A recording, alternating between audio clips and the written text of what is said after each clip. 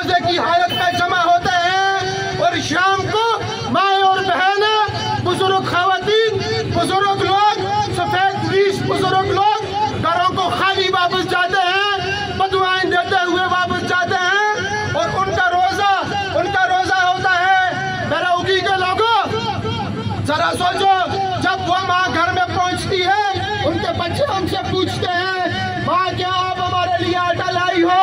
وہ ماں کہتی ہے لائن میں کھڑی تو رہی تھی، شام ہو گئی۔ وہ بزرگ گھر میں کہتا ہے اللہ ستیہ ناش کرے ان لوگوں کا، صبح سے شام تک کھڑا رہا لیکن مجھے آٹا نہیں ملا۔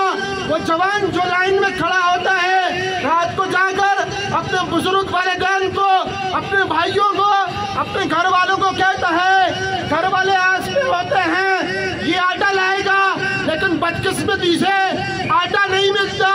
یہ آٹے کا بحران یہ مصنوعی بحران ہے، یہ آٹے کا بحران ان حکمرانوں نے بنایا ہوا ہے۔ موجودہ حکمران کرپٹ حکومت ہے، موجودہ حکومت چور حکومت ہے، موجودہ حکومت IMF غلام ہے۔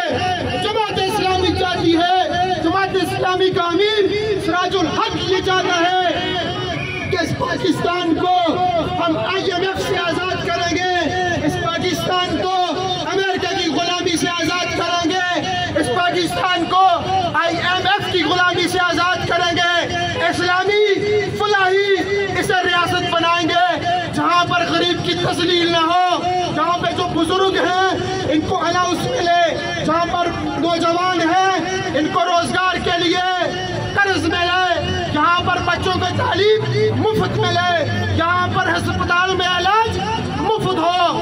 اگر آپ چاہتے ہیں یہ جماعت اسلامی کے مطالبات درست ہیں تو ہمارے دست و بازو بنے۔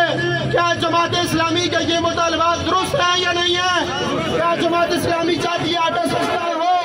آپ چاہتے ہیں آٹا سستا ہو یا نہیں ہو؟ دونوں ہاتھوں کو کھڑا ہو کر ہمارے ساتھ اشارے یکجہتی کریں اور میڈیا کے توسط سے یہ بتائیں کہ یہ مطالبات درست ہیں۔ عوام چاہتی ہے آٹا مفت نہیں، آٹا سستا کیا جائے۔